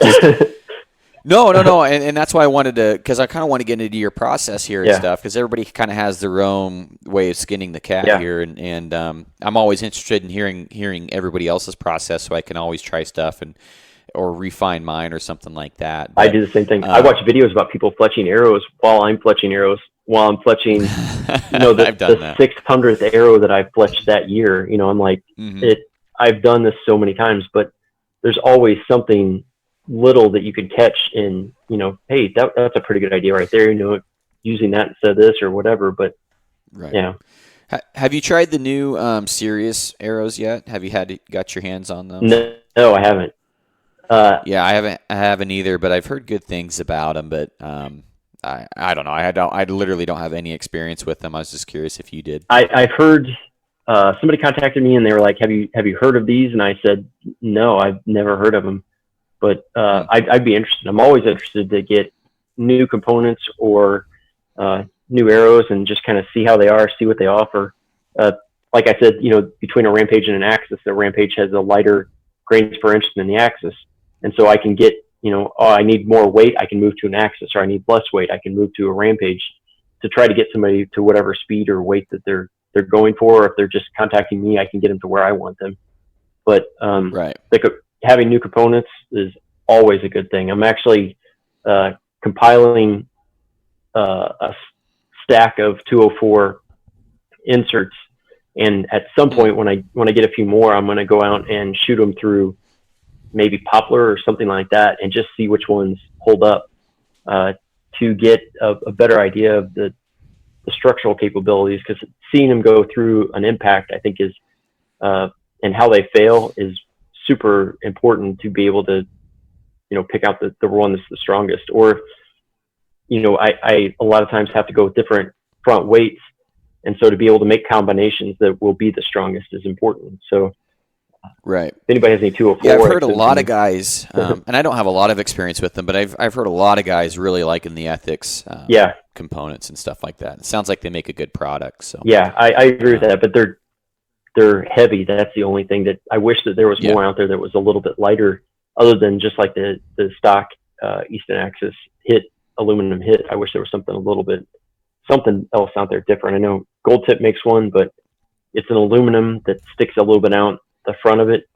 And I don't know about that one. I'd like to test that one. I'd like to say, I guess I could be surprised. Yeah, I kind of want to try out the next. I kind of want to do a video testing manufacturers' components, like the Day 6 system versus the Valkyrie system versus the Iron Will system versus the Focus. There's a bunch of systems I want to try and and just see what component systems are shining here and which ones are kind of lagging behind versus my Elk River footer system. I think there's a bunch of cool different systems out there, but and then also toss one of those stupid spinning inserts on there and see how those do. Just to see if the bearings still spin freely after it goes through. I'd just be curious how much torture it would take. I think the rest of those other ones would take more than one of those spinning inserts. But I unintentionally talking out my ass there. I unintentionally did some testing on a Rampage at that shoot that I've been talking about, where it was like a 70-yard shoot, and I shot, and it was already a downhill shot, and shot. It was about 70 yards. Hit the animal, but you know how they put that like half-inch rebar up through there, and Yep, through the man, leg. oh yeah, I just tagged that. But this one wasn't even through the leg. I think it was up further because it wasn't that far off. Oh shoot! And man, I tagged it, and it bent the field point was bent over. I mean, it was off by over an eighth of an inch from center. So it was like mauled down, like somebody tried to hammer it into steel. That's what it looked like. And then Wow. the insert actually bent just a little bit, and then the front of the arrow broke off or splintered a little bit as well. But man, that thing took a ton of impact. So I have no worries about putting that into anybody's system, but it would be interesting to find out what the best one is. Like I said, I'm super impressed by doing the test. It's a ton of work, and I commend you on it, man, because it's easy to sit back, like you were saying, those guys that were sitting back and saying, "Hey, you should have done this, should have done that." You did it, so they can, I don't listen to them. I commend you on just doing it, because when you put yourself out there and you're going to say, "Hey, I'm doing the best that I can. I have no bias in this. I'm going to try to find out which one I'm doing it for myself, and I'm going to share it with the world." And I think that, you should be commended on that, not only for doing it, but for putting your name out there and saying, I'm doing this. And it's easy to sit back and say, do this or do that. I think I actually emailed you or messaged you and said, what's the deal with this rating scale? But once you explained it to me, it made sense. But I was like, Yeah, that was very confusing for folks, and I almost want to leave it open because I mean, it was a collaboration, right? I mean, the scoring system I think was designed by Cody, and it was really cool and everything. And it's nice to have a ranking system so you can have a winner. Yeah. But it would almost, I mean, it would almost be cool just to let the people decide. We're definitely. I think Cody and then said they were going to do another one next year, and hopefully I can be a part of that one too. But it's cool because I went to my local shop and I talked to my buddy there, and he orders all the products for the archery. I'm like, you're going to want to order this head as soon as you can and get a bunch of them. And it was the Quad Exodus. Yeah. And they sold out, dude. They sold a shit ton of those, right? Yeah. He said, dude, we ran out, and I ordered a shit ton before that. So he's like, thanks for the heads I don't doubt it, man. Those are good heads. My buddy Spencer actually had bought some, and I joke with him kind of half-heartedly, but he just buys broadheads like crazy and likes to test them. I mean, it's a goal of his to kind of, hey, I could do this, I could do that, I could try this, try that. Yep. He's into it. And so he had tested some of the Exodus, and he liked them so much that he bought extra ones and sent them to me. And he's like, you have to see these. And I was like, those are pretty good broadheads, dude. There's no doubt about it. Those things are razor sharp, though, man. I was surprised. Yeah. I watched a bull get smoked with one this year. And granted, it was just through the neck, but that broadhead wasn't even hardly chipped after it went into a tree. Like, it was like almost perfect condition. Yeah, that's definitely one to look at for sure. Yeah, I really like that head. I mean, shout out to Quad for or QAD for the guys that want to correct me. I call them Quad, but it's just easier. But shout out to those guys, and they made a good head. I mean, that's all I can say. I don't have a dog in the fight for them. I've never shot them on an animal. I planned on shooting them this year, but I wanted to kill something with the Day 6. I wanted to kill something with the Sever 1.5s, and I wanted to kill something with the Exodus. And I've killed two things with the Day 6, and now I'm on to the Sever 1.5s. So that should be an interesting head. Those are pretty cool to look at too. Yeah, and the Annihilators are on my list too. I've seen one animal shot personally, but been there, watched it hit and everything, found the animal, tracked it. And I want more firsthand experience with those, but I think those are a pretty legit head too. And the design of them is so left field that guys are like putting their nose up at it. But, as a gear tester, they tested pretty solid, like really solid. Yeah. And and seeing a lot of the pictures this year on elk, it was pretty impressive, and I don't see anything wrong with them. I'd like to see them maybe be a bit sharper, but that's my only gripe. That's it. Yeah, it's amazing how many are out there. And like you were saying in that test, I was surprised by how close a lot of them were. Like there wasn't, the ones you got from China were absolute garbage. That's easy, but I think everybody kind of knew that going in. Yeah, what's funny is that the cheap dirt naps, the knockoff dirt naps, actually perform better than the legit dirt naps in some of the tests. And I was like worried because I opened my fat mouth before the testing, and I'm like, I don't think these heads are going to perform pretty well or very well. Like I'm not a big fan of dirt nap, and I'm talking a specific model of dirt nap. I'm not talking as a company. Yeah, and then we get some of the nicer dirt naps. I'm like, I'm gonna look like a freaking idiot here. These things are gonna test better than what I said. And they didn't test very good. Luckily, they didn't test very good. But even the ones that I shot I know they were going to be worse than those. And they have the black ferrules, and they're just a shit broadhead. I would never recommend those. But the ones in the testing that we used were a little bit nicer, but still wouldn't put on the end of my arrow. Yeah. So. An interesting thing. So Josh that I went up with actually does some work for Schwacker broadheads. Mm-hmm. So he had a few of those up there, and I was honestly pretty impressed by those. I'm not a huge fan of mechanicals, to put it nicely, but I was impressed by those. I mean, what I consider when I'm impressed by something, it's mainly just the build quality. So if you can shake it and it doesn't, sound like it's getting ready to fall apart if you shake it too much. Right.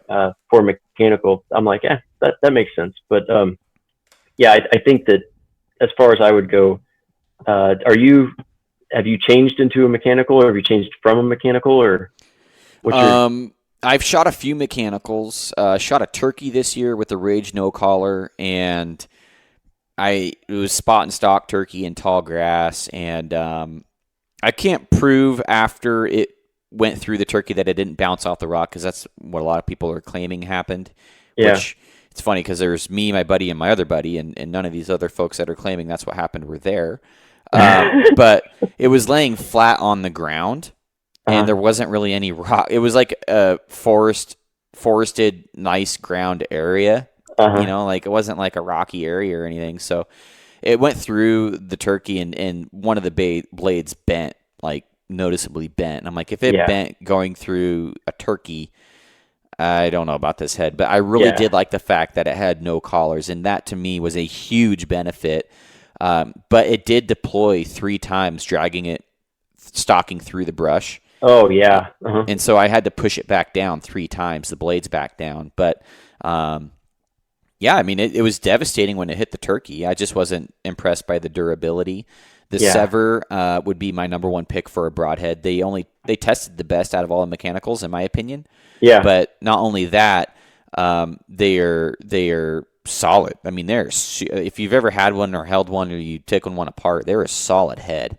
Yeah. And I really like them. I don't like, I wouldn't mind them being a little shorter with the ferrule length, but I think they're a good mechanical, and I'm going to use one on a deer this year, using the same arrow system, still using the Day 6 arrow system, but it's funny, on my elk, I grabbed the arrow with the Sever, looking at the elk, and I'm like, 80 yards is pretty far. I'm like, maybe I need the accuracy of the mechanical here just to get as much as I can. But at the same time, I'm like, but it's 80 yards and I want as much penetration as I can get. I'm like, and I don't trust mechanicals. So I reached for it, and then I grabbed my Day 6 complete whole system Day 6, and dude, that arrow went through. It's got to be 8 inches of muscle. I mean, because it went through just below the shoulder blade, where all that muscle hangs down without any bone, and it went through that, right in that triangle that everybody aims for. It went through that and then out the other side, and like 5 inches of my fletching end of the arrow was still hanging in the bowl, and it eventually broke off. But that's a hard pass through 80 yards on a bull. That's pretty goddamn impressive. So that's super impressive. Yeah, and that's shooting 261 feet per second, which a lot of guys are probably going to shoot better than that, because I have a 28-inch draw. So, and I'm not shooting a speed bow. I'm shooting an Evoke 31, which I wouldn't call a speed bow. It's right in there on point with all the other bow speeds pretty much. But yeah. but yeah, I mean, I was super impressed with it. I don't think my Easton Axis, just because it's 457 grains, I don't think it would have done that. Yeah, I was actually looking at some of the pictures of like I mentioned at the beginning of the podcast, but it was when I shot mine, like I said, I was shooting the S100, the Iron Wheel S100s, and the entry wound on that, I think, actually went through a rib. I was looking back. I took a few pictures just to try to figure out what had gone on in there, and it busted through. I'm thinking it busted through one rib for sure, and then I think that it nicked another one, but it almost went all the way through.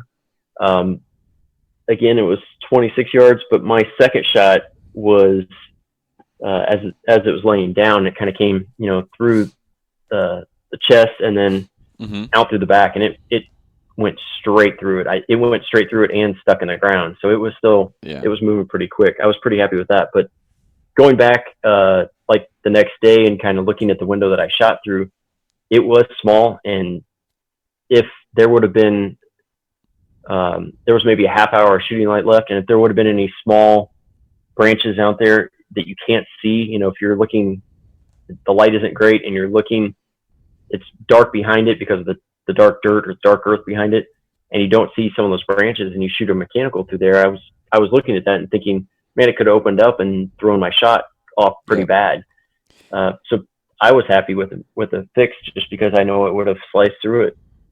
If it was deflected, it would have just deflected instead of deflected and then opened up and thrown the balance of the arrow off, and it would have just started wobbling after that, and gotten horrible penetration, or even worse, just hurt the animal. It would have suffered and died later. I think that's why I like the mechanicals. I think, or like the fixed. Sorry.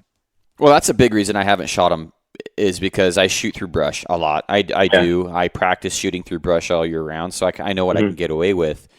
And still, there's always that limb that you don't see. Yeah. Luckily, this year that bull was out in a unit, and that's what also made me lean towards the mechanical. But there's been the bull last year, it would have deployed before it got there. I mean, it was a pretty good. It was a pretty good end of a fur bow, and I just, a mechanical would have deployed, in my opinion, 100%. And I don't know, man. It was only a 17-yard shot, but I mean, I don't know. The fear of the unknown there is what prevents me from shooting it. I knew my arrow would go right where I wanted if I used a fixed blade last year, and so again, I cut those branches off. They were laying on the ground when I walked up to go get my arrow. I picked them up and I was like, "That's pretty cool." And then went and grabbed my arrow, which smoked through that bowl and was sticking in the ground. Yeah, that's pretty cool. I mean, that's for sure. I don't know if you'd get that with a mechanical. So you're shooting, you said 515 grains this year at 261? 261. Yeah. Okay. I was just curious on momentum and kinetic energy and all that stuff, but I was curious because I was shooting 460 and 273. So maybe after this, I'll do the math, try to figure out what the difference was between our two arrows. But it would be fairly significant. Yeah. But it wouldn't. I mean, your setup, I wouldn't have any problem using your setup on an elk. I mean, I wouldn't shoot as far, but it would absolutely get the job done. I know bulls that have gone down with sub 400 grain arrows, but they keep the shots 40 yards and under. So yeah, and shot placement, it's always number one for sure. Absolutely, shot placement. I don't think it's talked about enough, to be honest with you. We do all this testing and all this stuff, when all these arrow builds and all this, all this stuff, but yet none of that is going to mean a thing. And I actually should post the video. I was talking to a friend of mine threw a shot the other day on a blacktail with a rifle, and he's pretty excited, just real jacked. It's a good buck. And I looked at him like, it doesn't matter how big it is if you cannot make the shot and bring him home. It doesn't matter. You're just going to end up with a cool picture. That's all you're going to have. Yeah, and a bad story. Yeah, and a bad story, and just trying to calm them down. And I tell myself that I tell myself that every time I draw back on a good buck or a good bull, or I have something that I'm getting excited about.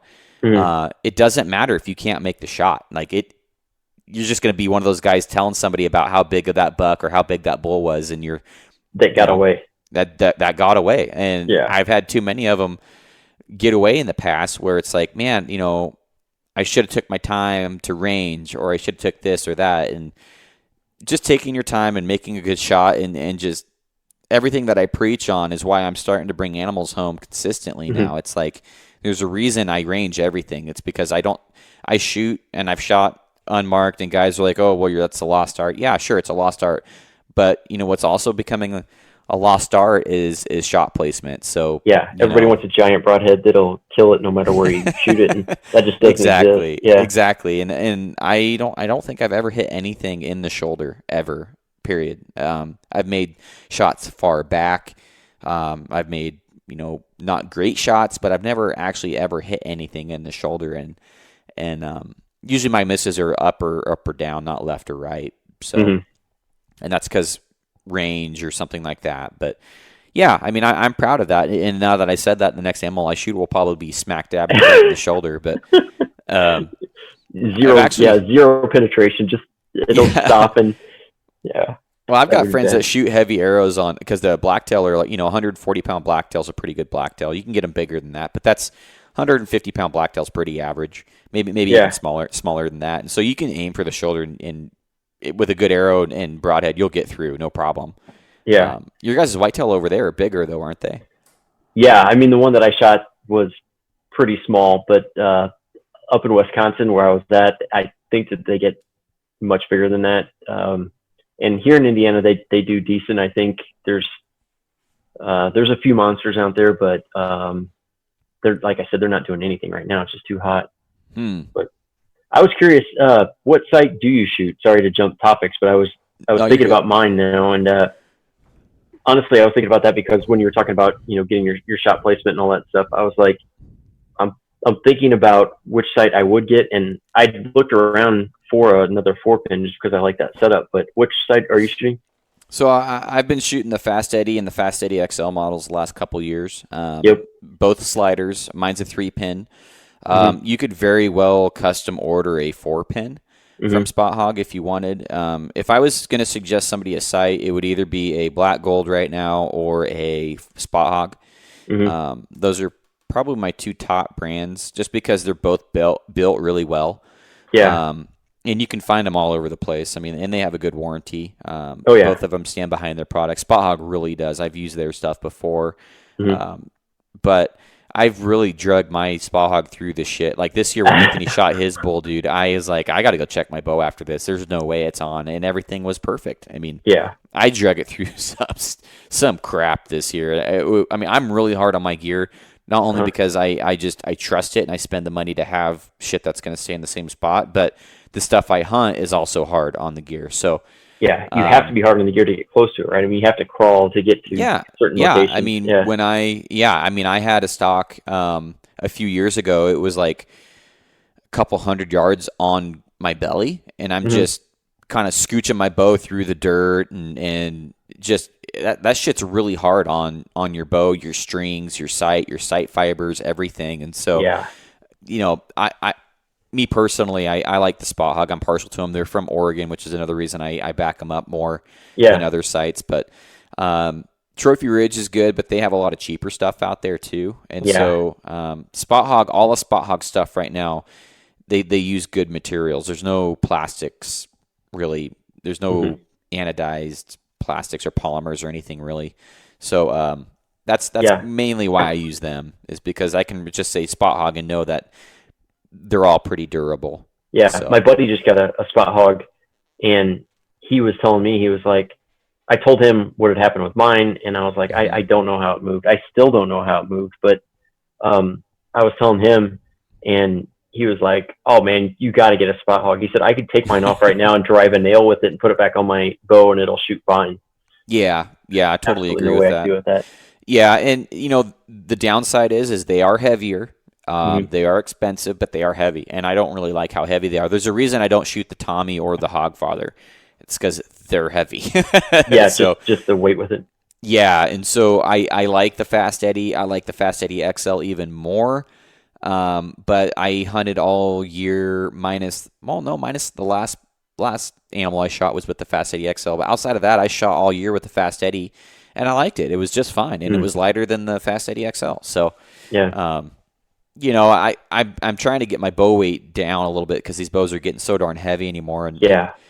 I was getting in a conversation with a bunch of guys on Facebook today about bow weights and stuff. But talking to whitetail hunters over east about saving a few ounces on a bow actually to me does make a difference. Right. To me that's personal preference. But and you're hunting longer distance than. Yeah. And one of my buddies, Matt, from Lethal Podcast, was saying, well, we're talking about two different things here. We're talking about sitting in a tree stand. You're talking about, hunting wilderness or hunting, 6-8 miles or whatever. And like, there's an absolutely difference. Yeah. That's what I was going to say is, out east here, a lot of it is tree stands because it's so the woods are so thick that we can't shoot more than 30 yards. Right. And usually it's from a tree stand, just because we have to get up in the air because otherwise it's brush that we'd have to shoot through, a lot of it. But, the other thing I wanted to ask you too, so if you were going to change anything about your setup, is there anything that you would change as far as your arrow goes? Or are you happy with everything set? Not just the names and everything, but I mean, just weights and speeds and. I would go lighter. Cause I want to shoot 280. I just like the trajectory. I do. I like it. Yeah. I feel like I have more shot opportunities with that trajectory shooting in the timber. Yeah. There was one bull this year, and this was the deciding factor. There's one bull this year where it was a spike. It was opening day. It was 45 yards, and with my old arrow setup, I knew what my arrow trajectory would have been. And I didn't know exactly where it would have been on this one, and so it prevented me from taking the shot. Because I just, I knew it was going to be a bigger arc, and I didn't know exactly how far that tree was from the bull. I'm guessing it was like 30 yards, and so it was just right at the perfect height where I felt like my faster arrow would have been better. But that's just personal preference. When I shot that bull this year at 80, I didn't feel like it took forever for it to get there. On that bull or on that pig at 60 this year, I was like, man, that arrow took forever to get there. But I was also shooting the Bowtech BTX, which was, I believe, slower than the Evoke was. So I think I was in like. You had an issue with the bow or something, I've heard, right? Yeah, Maybe, I try not to get on my soapbox, but I was shooting. When I shot that hog, man, I was like, man, that arrow took forever to get there. But, I mean, I don't know. Everything always seems like it takes forever to get there when you shoot at an animal. It's like slow-mo, Oh, yeah. Well, so in some of the competitions that I shoot in, there's a 100-yard shot, and, man, it takes my arrows about 2 seconds to get there. And when you shoot it and you don't hear that foam thud, I mean, I'm going to Total Archery Challenge next year for sure. Got a small group of guys together, and we're doing it. But man, that you shoot it and you think that you could set your bow down and pull your binoculars up and maybe range it 2 or 3 times, and then you hear that foam thud because that takes forever. I couldn't imagine an animal at more than 30 or 40 yards just because it would just, take forever. Yeah. I mean, I'd have a heart attack. Following that arrow, but back if you watch that video, actually, it's no longer on my story. But if you remember that video I posted, I don't know if I actually uploaded this part, but I was talking to the Instagram story saying I saw where my arrow went, and if it went where I thought it did, that's a dead bull. I just killed a big bull or something like that. But just following that arrow, it's like the worst cliffhanger of your life. It's like yes, no, yeah, and I mean, and I've also said a lot too that asking the shooter where he shot's probably the worst person you could ask. Absolutely, because when you let it go, there's so many things going on that you really don't know. That's why I was happy when. For some reason, like when I shot my buck, it was everything kind of stood still for a minute, when I pull back and I'm looking through the peep, and I'm looking through the scope, and I'm looking at the buck in the trees, in the woods, I remembered most of it. And I think that a lot of it is because how much 3D I've shot. And I know there's no replacement for pulling back on a live animal, but, you're kind of that. And I think I've discussed this at my house. I'll shoot in my garage, and I shoot through kind of our entryway kind of area in our garage, shoot across that, out the door, across two hoods of the cars, and to the right of my bikes is where my target is. Oh, geez. But I didn't start shooting that, but I just kind of ended up shooting that, and it doesn't bother me to shoot that anymore. And like when I draw back, I'm aimed directly at it, that kind of stuff. And I know that there's probably, I'm running out of time on that, but something will go wrong. My bow will break or something like that. But D-loop will fail. Yeah, exactly. But you get comfortable shooting in the tight spots, either which you shouldn't do in your garage, or shooting on a 3D, I think helped me quite a bit on that, because I wasn't looking at a deer for the first time. I was looking at something that I'd seen before, even though it was moving. Yeah. As soon as it stood still, I knew where to shoot. I knew that I could shoot. I had confidence in my equipment. I had confidence in being able to shoot through that window and all that kind of stuff. So I think that, for a first time hunter, I think that it's great to get out and do that.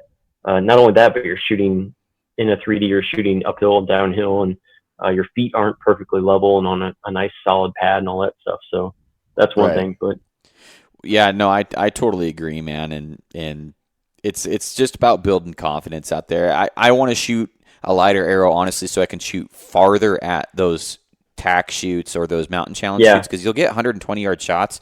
I can shoot out to 100 right now. And so back when I was shooting my 457 grain arrow, I was shooting like 120. So with dialing to 115, 120, somewhere in there. And that's crazy. Yeah, my buddy he's got a super low anchor or something, because his peep is so high on its string, like it's ridiculous. I was going to say, that's how you could cheat.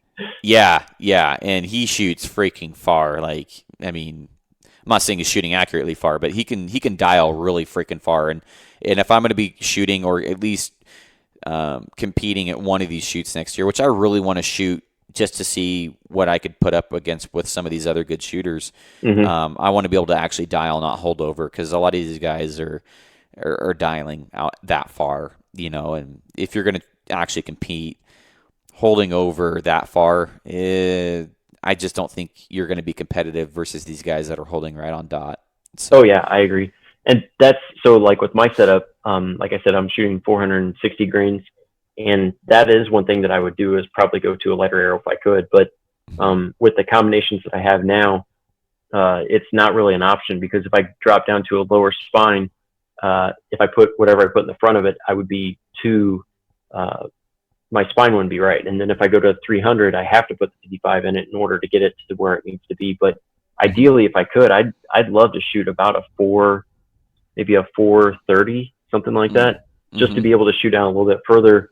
I know I would drop, some momentum and things like that, but maybe that would just be a 3D setup. I know when I go to Total Archery Challenge, I'll probably be shooting velocities. So I can get that, just because they're like I said, they're an inexpensive arrow. And when I go shoot 3D with my buddies, my arrows are all they shoot for. So, and I shoot for theirs too, the way it is. Right. But yeah, I would rather lose a couple of velocities than a few rampages, just cost wise. But when you build a lot better. Yeah, when you build your arrows for 3D, just build like dark nock, dark veins, and they won't be able to see where your stuff's at unless it's like a mountain goat. Oh yeah, well that's the thing. So my most popular kind of vein, I guess, right now, or setup right now, is kind of the murdered out look. So I put like a black wrap on it and black veins, and then a couple guys even asked for black nocks. I think it's just because, when you let one go, if you don't see it, it's gone. They're just not worried about it, or they're just shooting it for indoor or something like that. But it's a super cool look, but man, you're not doing yourself any favors in being able to find them. No, not at all. But so, well, is there anything else you wanted to get this thing going? Because we are going on about 2 hours now. So. Already. No, I think that was it. Love talking to you, man. I really appreciate you letting me back on. we'll probably have to get back together after.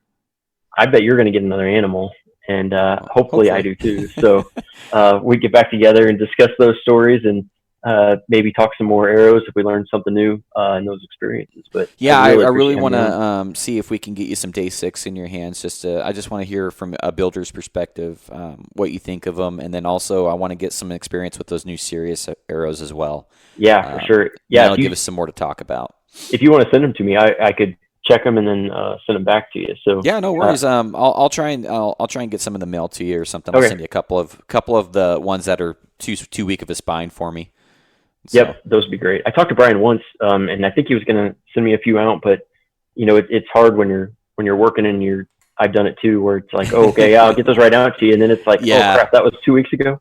Dude, that guy gets hit up all the time. He's every time I talk to him, he's rolling arrows. Yep, he was fletching arrows when I talked to him. Yeah, the guy, I don't know when he sleeps, but I don't know when if he ever sleeps. That guy's always working on something. Yeah, for sure. But the other thing is just if people are curious about what I do, I do have a webpage. It's just DCAcustomarrows.com. Mm-hmm. Don't forget the custom arrows side of it. And then on Instagram, it's just at DCA Custom Arrows. So go there, check them out. Hopefully it inspires you to get out and at least, play around, be curious about your arrows, try new things, keep playing around with it. It's a relatively inexpensive way to kind of enjoy the hobby more, I think, to get out and be able to shoot more accurately or just to try new things. It makes the range time go a little quicker. So appreciate it. Yeah, and I'll put your stuff in the show notes so guys can maybe have a link for you and stuff. And I appreciate you coming on the show. Appreciate your input this year when I was having some arrow problem. I think it was more of a Garrett problem than it was anything. But it all worked itself out. But that, and at some point I need to build you some arrows so you can play around with them and give me some feedback, because I value your opinion, and I take all criticism and points pretty well, I think. So I'd be curious what you think. Yeah, sounds good, man. Well, maybe we'll do like a day 6 swap or something. That sounds good, brother. So, all right, well, have a good night, man. You too. Talk to you later. All right, see ya. Bye. All right, guys, that's this episode. Thanks, Kyle, for sitting down. Be sure to go check him out, or if you want some custom built arrows, don't forget to visit his Instagram or check him out at DCA Custom Arrows. And he's a good guy, does good work, and I totally trust him. Would have no problem having him build me a set of arrows. So, outside of that, appreciate everybody for listening. If you haven't yet, be sure to go onto the YouTube channel and sub the YouTube channel. Just type in my name, Garrett Weaver. I'll pull right up. You can sub, hit the bell icon so you get notifications as I upload. And just looking forward to doing the bow reviews. Those are probably my favorite videos all year, are doing the bow reviews, and really love the feedback I get from those. So outside of that, I'll see you guys on the next one. Bye.